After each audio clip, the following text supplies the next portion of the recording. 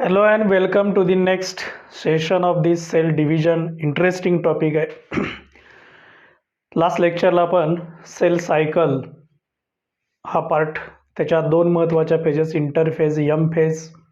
इंटरफेजमध्ये तुम्हाला माहीत आहे 3 फेजेस असतात. कोणकोणत्या 3 फेजेस? G1 फेज म्हणजे first growth phase, S phase म्हणजे सिंथेटिक फेज, G2 फेज म्हणजे सेकंड ग्रोथ फेज आणि नंतर एम फेज होते. एम फेजमध्ये कॅरिओकायनेसिस न्यूक्लियसची डिव्हिजन होते, प्रोफेज, मेटाफेज, अनाफेज, टिलोफेज आणि नंतर सायटोकायनेसिस होते, डॉटर सेल्स मिळतात. हा जो क्रमाक्रमाने होणारे बदल असतात, सिक्वेन्शियल चेंजेस असतात, याला आपण सेल सायकल म्हटलेलं होतं. ओके, आता आपल्याला सेल डिव्हिजनचे वेगवेगळे टाईप्स अभ्यासायचे आहेत. So types of cell division. Cell division असतात ह्या महत्त्वाच्या 3 प्रकारच्या असतात. एक पहिली सेल डिव्हिजन असते ती अमायटॉसिस. मायटॉसिस. दुसरा टाईप आहे तो मायटॉसिसचा आहे आणि नेक्स्ट टाईप आहे तो मियोसिसचा टाईप आहे.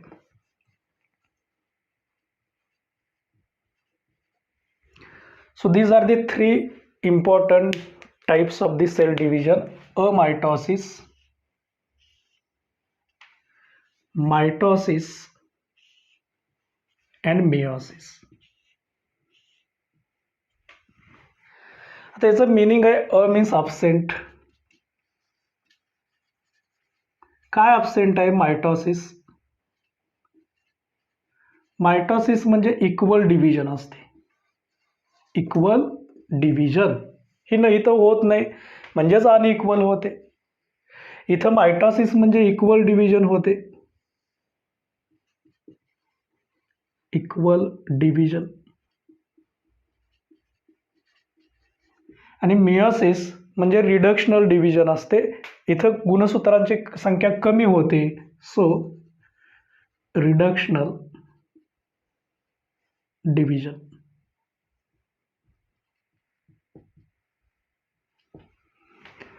याला इक्वेशनल पण म्हटलं जातं.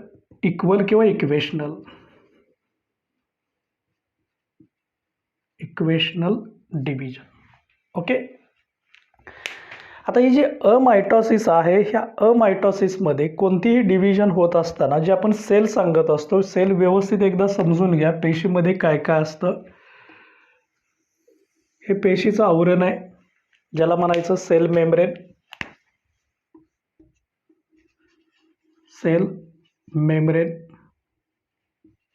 मी अगोदर पेशीची माहिती सांगतो, त्याच्यानंतर हे टाईप्स आपण बघूया. अॅनिमल सेल असेल तर बाहेरच्या बाजूला सेल मेम्ब्रेन असतं. प्लांट सेल असेल तर याच्या बाहेर एक सेल वॉल पण असू शकते. समजा आपण अॅनिमल सेल दाखवतो तर हे सेल मेम्ब्रेन आहे. त्याच्यामध्ये सेंटरला हे न्यूक्लियस आहे, न्यूक्लियर मेम्ब्रेन. न्यूक्लियर मेम्ब्रेन न्यूक्लियसचा पार्ट आहे.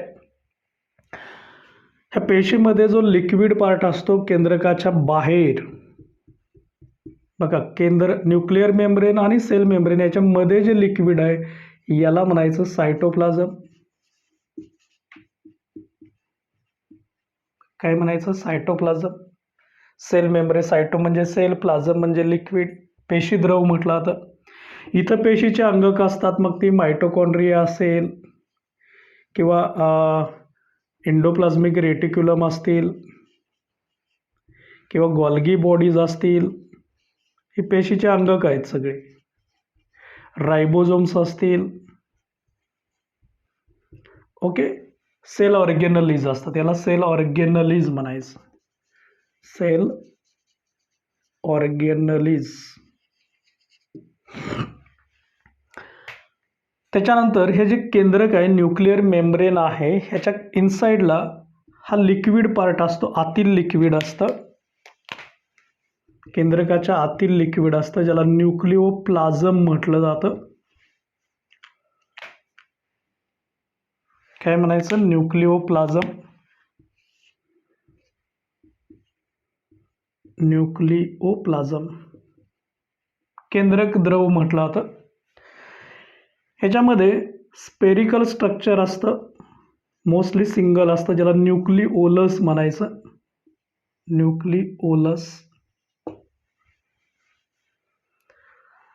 याच केंद्रकामध्ये हे थ्रेड लाईक स्ट्रक्चर्स असतात, यांना क्रोमोझोम्स म्हणायचं, महत्त्वाचा पार्ट असतो. क्रोमोझोम्स गुणसूत्र असतात आणि या क्रोमोझोममध्ये DNA पॅक केलेला असतो, DNA असतो, डिऑक्सी रायबोज न्यूक्लिक ॲसिड, की जे जिनॅटिक मटेरियल असतं. ही सेल आहे. ह्या क्रोमोझोमचा नंबर प्रत्येक पेशीसाठी ठरलेला असतो, फिक्स्ड असतो. जसं की आपण ह्युमन सेल बघितली तर याच्यामध्ये गुणसूत्रांचा नंबर आपल्या केंद्रकामध्ये असतो, तो 46 असतो बॉडी सेल्समध्ये, आणि हाफ असतो मेयोसिसमध्ये, हाफ होतो त्याचा 23 होत असतो. तर ही सेल असते. मग याच्यामध्ये अनइक्वल डिव्हिजन होत असेल तर अमायटॉसिस म्हणायचं, इक्वल डिव्हिजन होत असेल तर मायटॉसिस म्हणायचं, आणि रिडक्शन एक्झॅक्टली नंबर हाफ होत असेल, रिड्यूस होत असेल, हाफ डिव्हिजन होत असेल तर याला म्हणायचं मियोसिस. ओके. हे जे न्यूक्लिअर मेम्ब्रेन असतं याच्यामध्ये चेंजेस होत असतात. काय काय बदल होत असतात तर अमायटॉसिसमध्ये केंद्रकाचं आवरण आहे तेच राहतं. So nuclear membrane is retained. Nuclear membrane is retained म्हणजे आहे तेच ठेवलं जातं. इकडं असं नसतं, न्यूक्लिअर मेम्ब्रेन हे नव्याने तयार केलं जातं, newly formed. Nuclear membrane is newly formed. इथंही नवीन तयार होत असतं. सो न्यूक्लिअर मेम्ब्रेन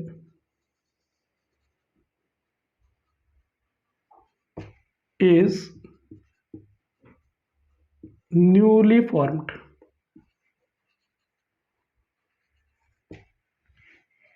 नव्याने तयार केला होता. इथं मात्र ते रिटेन केलं जातं. आता याच्यामध्ये सायटोकायनेसिस, कॅरिओकायनेसिस हे दोन्ही एकाच वेळी होतं. So cytokinesis, karyokinesis takes place at the same time.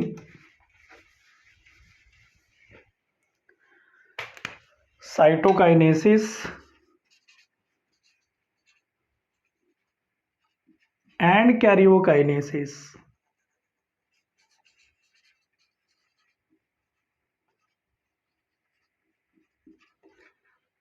Simultaneous असतं, occurs simultaneously.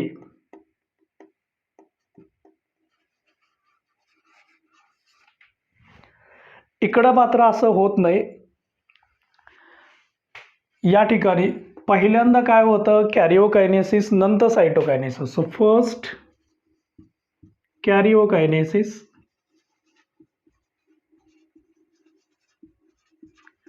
and then cytokinesis.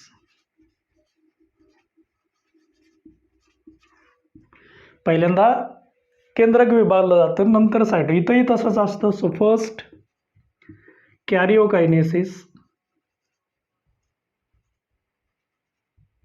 and then cytokinesis.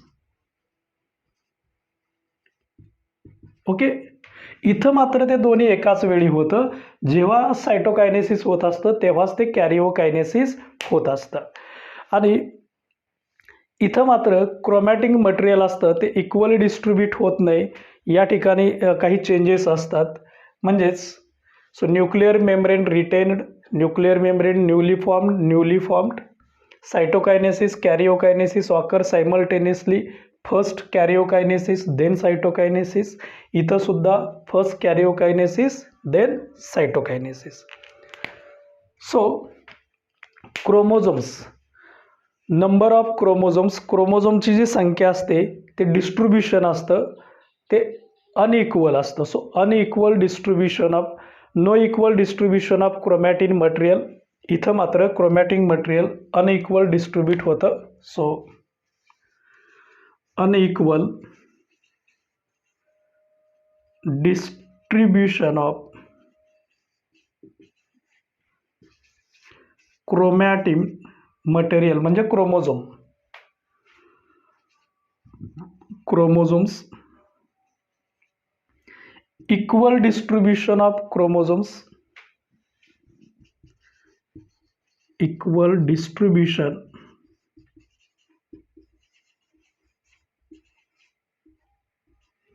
of chromosomes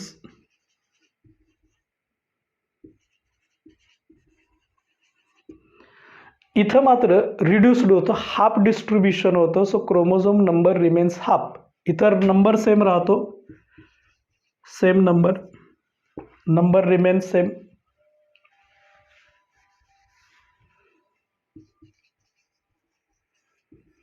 गुणसूत्रांचा number same राहिलेला असतो, इथं मात्र हाफ होतो. सो क्रोमोझोम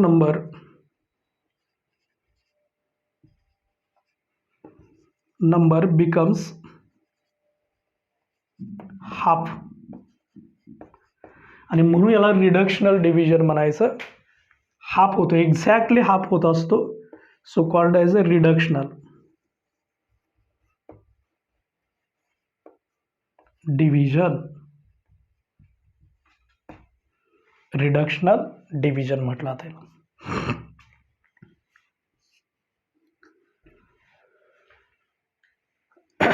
बघा इथंपर्यंत आपण या ज्या टाईप्स ऑफ सेल डिव्हिजन पाहतोय, हे टाईप्स ऑफ सेल डिव्हिजनमध्ये सुरुवातीला अमायटॉसिस, नंतर मायटॉसिस, मियोसिस हा पार्ट आपण पाहतोय वन बाय वन. म्हणजे आता जनरली हे जर आपण बघितलं की हे युनिसेल्युलरमध्ये पाहायला मिळतं. So occurs in mostly in unicellular, in unicellular like paramecium असेल किंवा काही एंडोस्पर्ममध्ये असेल त्यामध्ये होते. So for example occurs in म्हणूया आपण, occurs in पॅरामेसियम,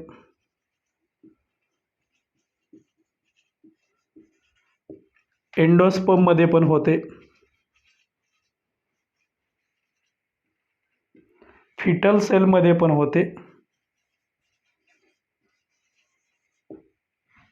foetal sale, पॅरामोसियम, endosperm, म्हणजेच पॅरामोसियम हा युनिसेल्युलर आहे. ही जी आहे ही बॉडी सेलमध्ये पण होते आणि सेक्स सेलमध्ये पण होते. So occurs in somatic cell as well as germ cells. Occurs in mostly मल्टीसेल्युलरमध्ये असेल किंवा युनिसेल्युलरमध्ये पण असेल. Occurs in somatic cell, somatic म्हणजे body sale,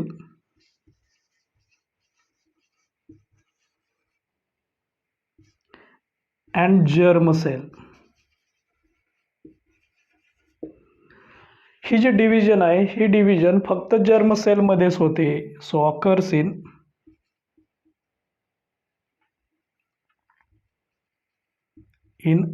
germ cell. Germ cell म्हणजे सेक्स सेल असते.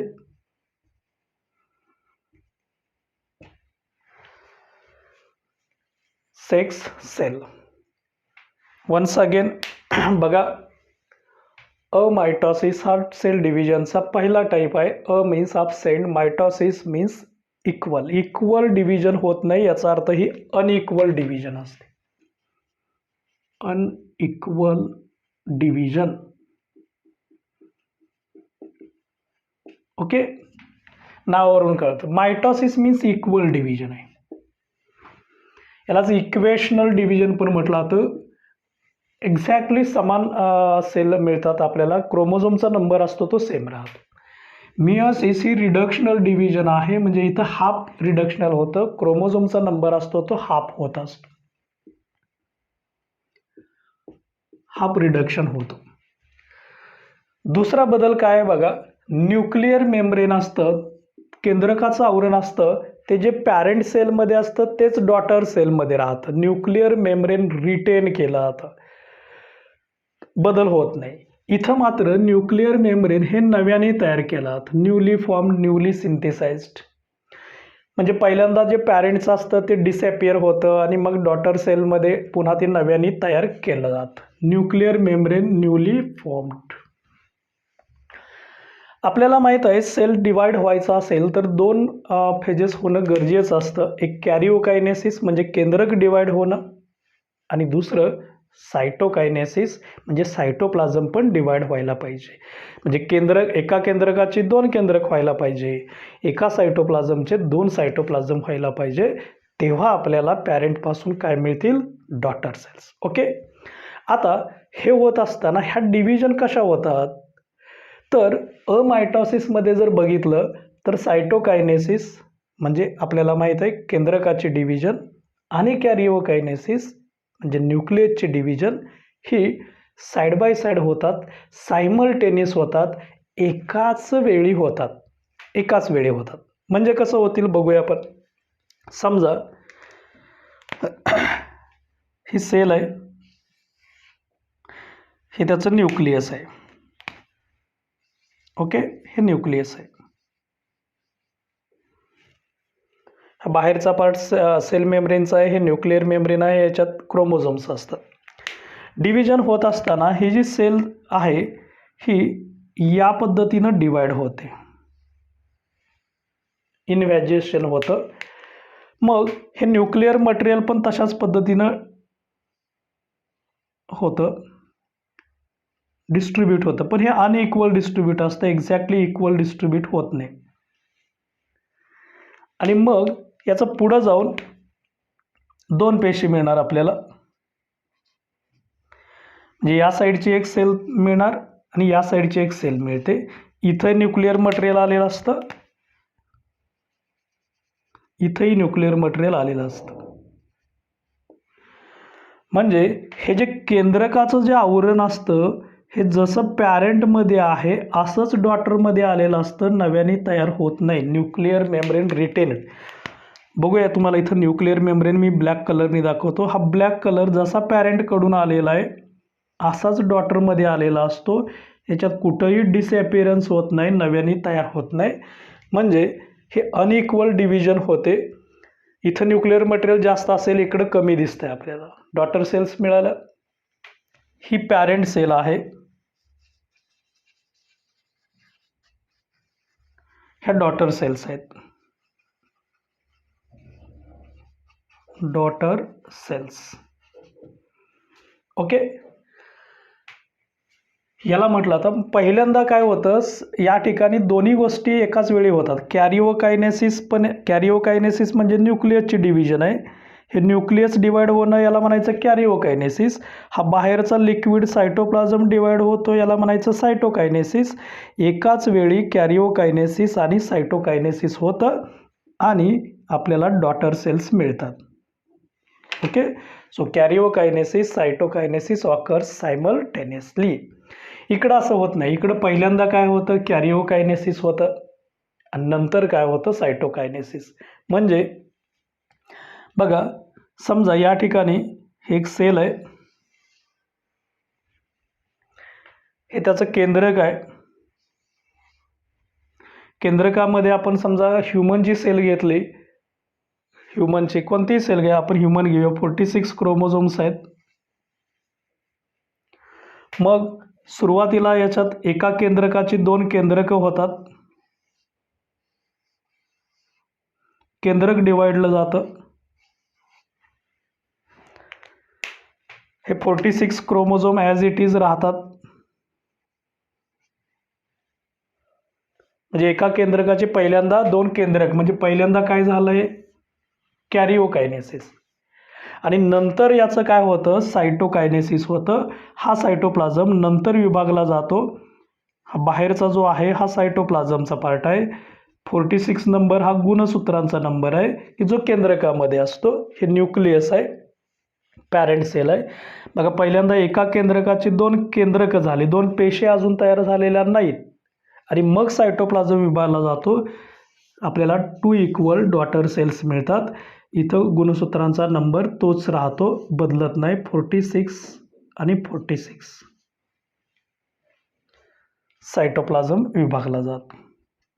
इक्वल डिव्हिजन असते आणि म्हणून याला म्हटलं जातं मायटॉसिस. ही पॅरेंट सेल आहे, पी सेल म्हणजे पॅरेंट सेल, ह्या डी सेल आहेत म्हणजे डॉटर सेल आहेत. 46 क्रोमोझोम नंबर सेम राहतो. इथं अनइक्वल डिव्हिजन असते, इथं इक्वल डिव्हिजन असते. याला आपण काय म्हणत असतो? मायटॉसिस. इक्वल डिव्हिजन अनइक्वल असेल तर अमायटॉसिस म्हणायचं आणि इक्वल असेल तर मायटॉसिस म्हणायचं. ओके. Then meiosis. मियोसिसमध्ये काय काय होतं बघा. इथं मात्र 2 इक्वल सेल्स मिळतात, इकडं 4 सेल्स मिळतात, पण गुणसूत्रांचा नंबर कमी झालेला असतो. बघा, ही पॅरेंट सेल आहे, हा त्याचा केंद्रक आहे. केंद्रकामध्ये 46 क्रोमोझोमच घेऊया आपण, ह्युमनची सेल घेऊया. बाहेरचा आहे तो सायटोप्लाझम. मग ह्या एका पेशीच्या पहिल्यांदा 2 पेशी तयार होतात. गुणसूत्रांचा नंबर हा पहिल्यांदा हाफ होतो, म्हणजे इथं 46 आहे तर त्याचा 23 असतो, इथं 23 असतो, ज्याला म्हणायचं मियोसिस फर्स्ट. Meiosis first. पहिल्यांदा एका केंद्रकाची 2 केंद्रक होतात, म्हणजे पहिल्यांदा काय होतं? कॅरिओकायनेसिस. पुन्हा सायटोप्लाझम विभागला जातो म्हणजे सायटोकायनेसिस होतं. आता हे झालं मियोसिस फर्स्ट. याच्यानंतर मियोसिस सेकंड होतं. सेकंड होत असताना याच्यापासून 2 पेशी तयार होतात आणि याच्यापासून 2 पेशी तयार होतात. अशा एकूण 4 पेशी तयार होणार. याला म्हणायचं मियोसिस सेकंड. पण सेकंडमध्ये नंबर मात्र आहे तोच राहतो, नंबर बदलत नाही. हा 23 नंबर फिक्स्ड राहतो. जसं की मायटॉसिस होतं असंच मियोसिस सेकंड असतं. हा फर्स्ट पार्ट आहे, फर्स्ट मियोसिस फर्स्ट, हे मियोसिस सेकंड आहे आणि सायटोप्लाझम सेमच राहतो.